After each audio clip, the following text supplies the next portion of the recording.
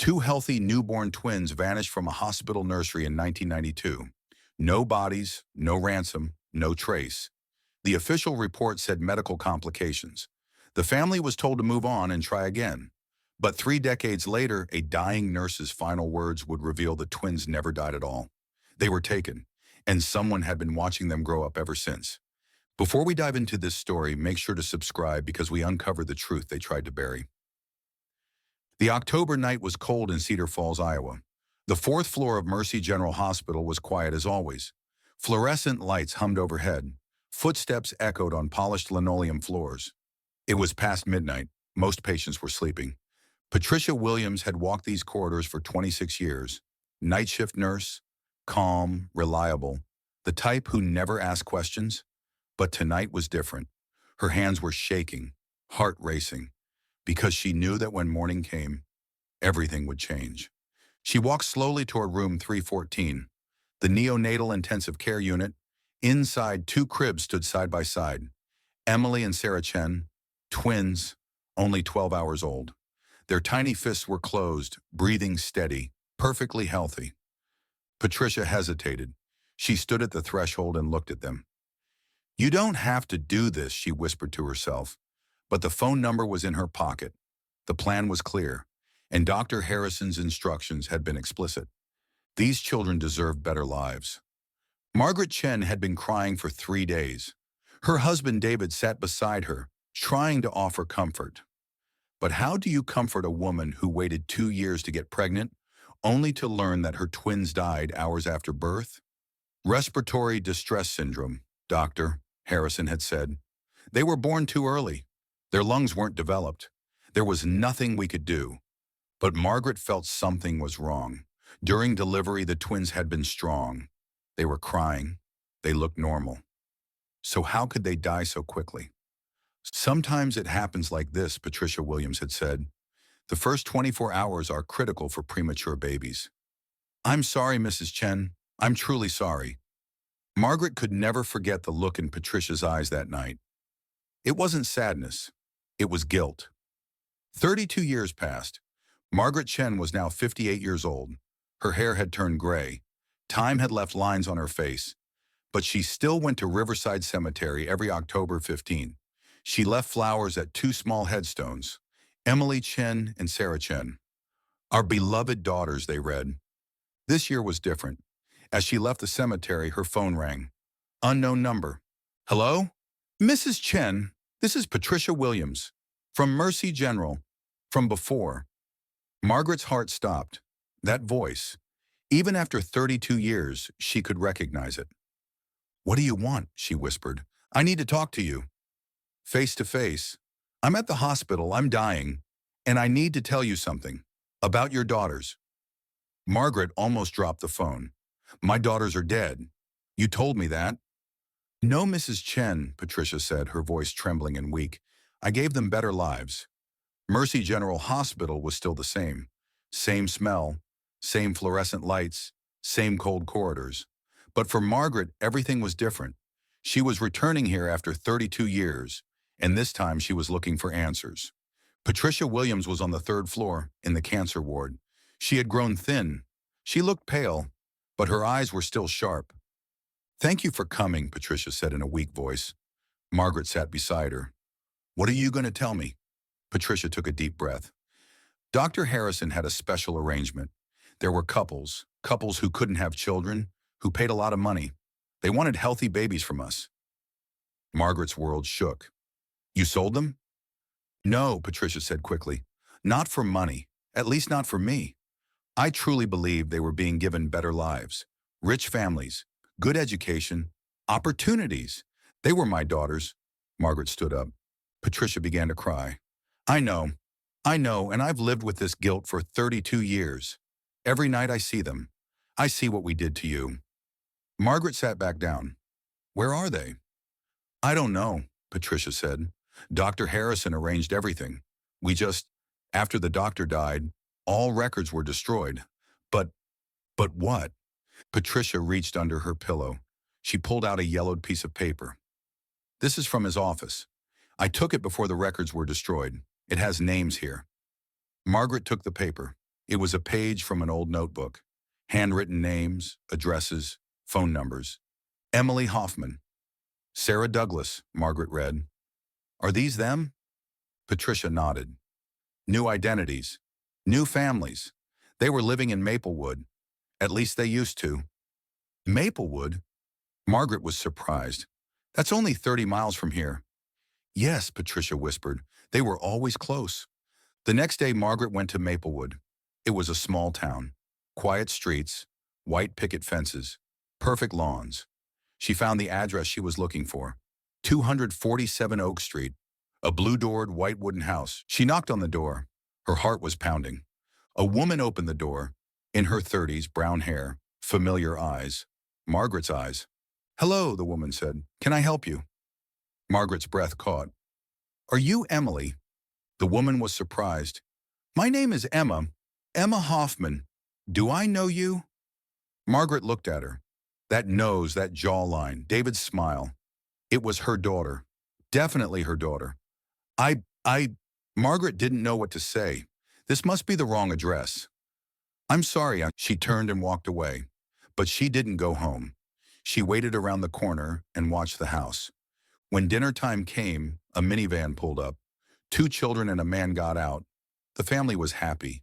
They were laughing. Emma hugged the children. Margaret cried. Her daughter was there. She was alive. She was happy. But Margaret had no idea. She found Sarah Douglas in the phone book. 156 Pine Avenue. Just 5 blocks away. This house was bigger. There were flowers in the garden. A children's swing. Margaret waited a long time before knocking on the door. The woman who opened the door looked very much like Emma. Same face, but different hair color. Blonde. Hello, the woman said carefully. How can I help you? Are you Sarah? Margaret asked. My name is Sophia. Sophia Douglas. Why are you asking? Margaret looked at her. Twins. They really were twins. Same face, same eyes, even the same voice tone. I'm your mother, Margaret whispered. Sophia was surprised.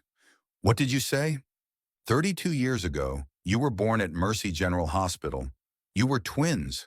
We called you Emily and Sarah. But they told you that. Wait, Sophia said. This isn't possible. I was adopted, but... Margaret pulled a birth certificate from her bag. Yellowed, old, but still readable. Sarah Chen, born October 15th, 1992. Mercy General Hospital. Sophia took the document. She read it. Then she read it again. This can't be true, she said in a trembling voice. It is, Margaret said. And your sister lives 5 blocks away, under the name Emma Hoffman. Sophia gave back the document. Can you prove this? Margaret pulled out another paper. Patricia's note. This is the nurse's handwriting. Notes she wrote after taking you. Sophia read it. Then she looked at Margaret. If this is true, why did they keep us? Not for money, Margaret said. They thought they could give you better lives. Rich families, education, opportunities. So what do you want? Sophia asked. Margaret hesitated. Nothing. I just wanted to know that you were alive. I wanted to see that you were happy. Sophia's eyes filled with tears. All my life, I felt like something was missing, like a part of me was lost. Your twin sister, Margaret said. I need to tell her too.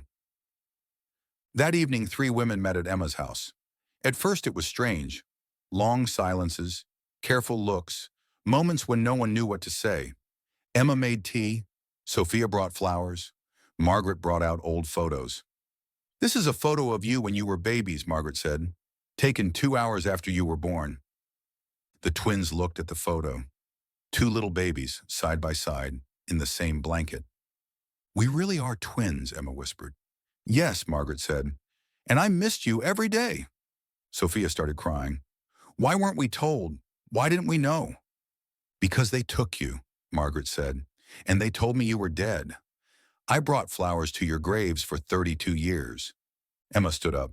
This is too big. I don't know what to do. You don't have to do anything, Margaret said. Just knowing that you're alive is enough. But it wasn't enough.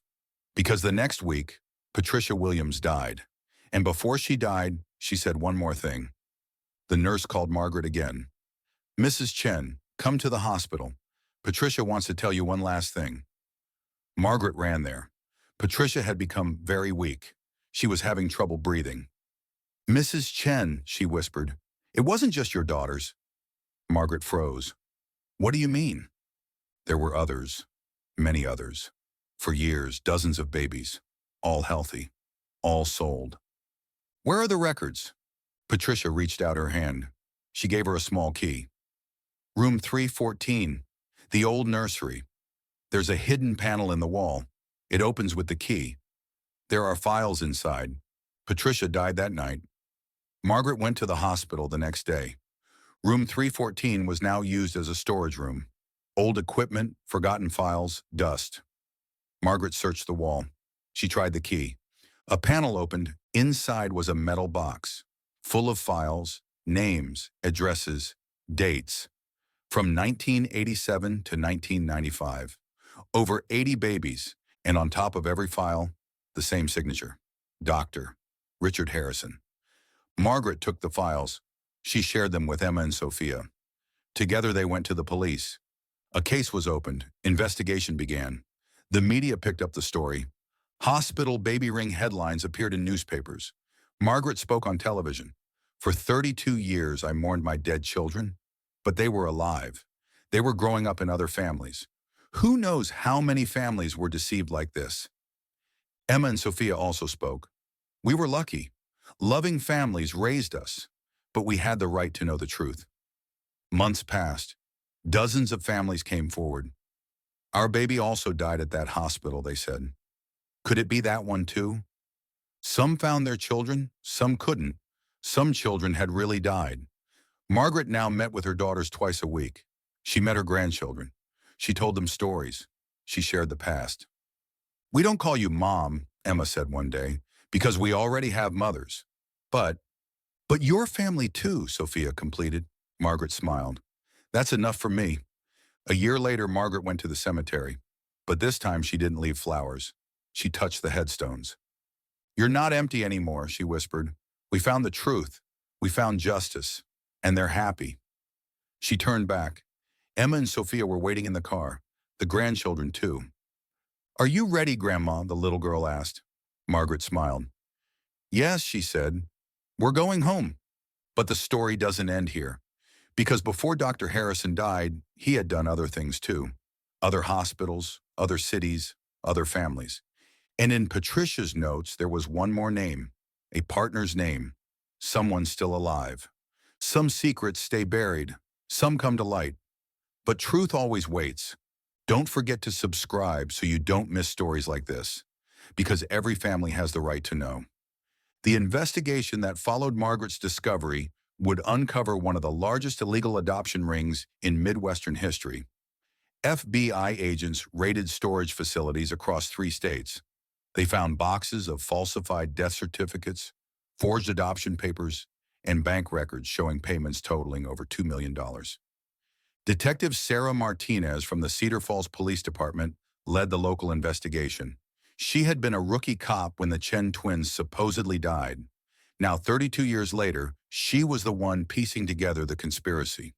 "We believe this operation involved at least 4 hospitals across Iowa, Illinois, and Wisconsin," Detective Martinez told reporters. Conservative estimates suggest over 200 babies were illegally taken from their biological families between 1985 and 1996. The scope was staggering. Mercy General had been just one facility in a network that stretched across the heartland. Dr. Harrison hadn't been working alone. He had partners, nurses, administrators, even some social workers who helped create false paperwork. Margaret Chen became the face of the victims' families. She appeared on national news programs, spoke at congressional hearings about adoption reform, and helped establish a hotline for families who suspected their children might have been part of the ring. But her most important work happened quietly, in coffee shops and living rooms across Iowa. She met with other parents who had lost babies at Mercy General. She held their hands while they cried. She shared her story over and over because each telling helped someone else find the courage to dig deeper. Emma and Sophia struggled with their newfound identity. Emma, now 32, had built a life as a marketing executive in Des Moines. She was married to Tom, had 2 children, ages 8 and 5. Her adoptive parents, Robert and Linda Hoffman, had been loving and supportive. Learning they had unknowingly participated in a criminal conspiracy devastated them. "I don't blame them," Emma told a local news station. "The Hoffmans are my parents in every way that matters. But I also need to understand where I came from. I need to know Margaret's story and David's story and the story of the family I never knew I had." Sophia's journey was more complicated. She had always felt disconnected from her adoptive family, the Douglases. They were wealthy but distant. She had spent her childhood feeling like she didn't quite fit, like she was performing a role rather than living her own life. The revelation that she had been purchased, essentially, confirmed her worst fears about belonging.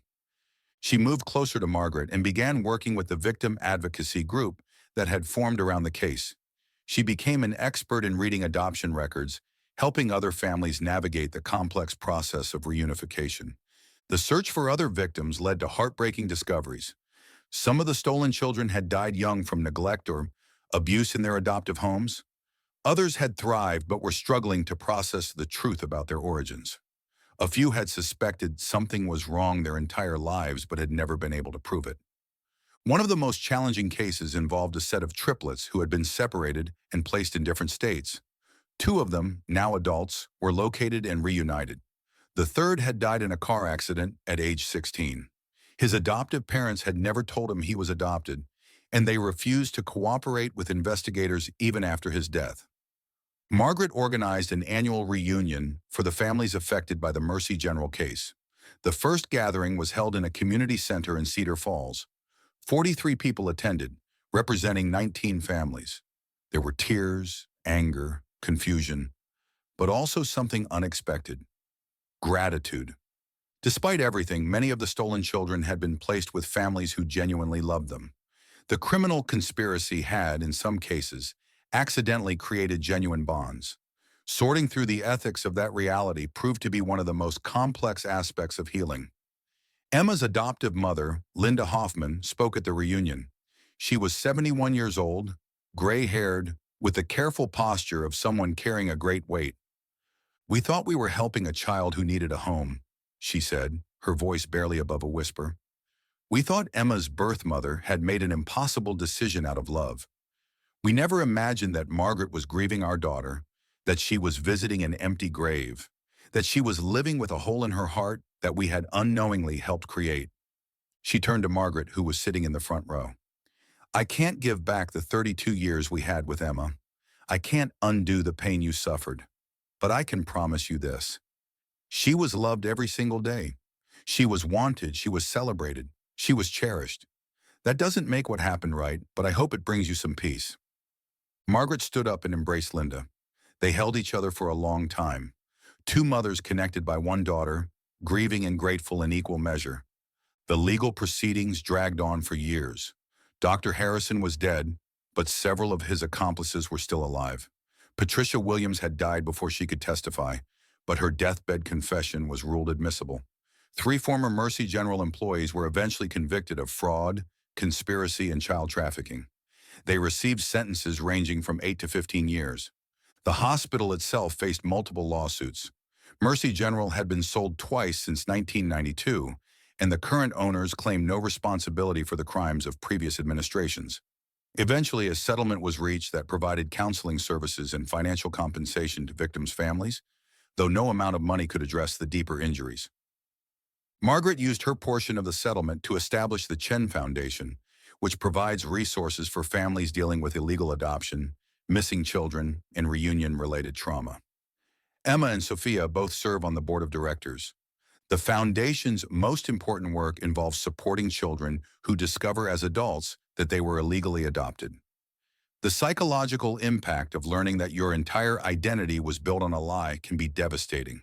Some of the Mercy General victims developed severe depression, anxiety, or substance abuse problems. The foundation connects them with specialized therapists and peer support groups. 5 years after the truth came out, Margaret published a book about her experience.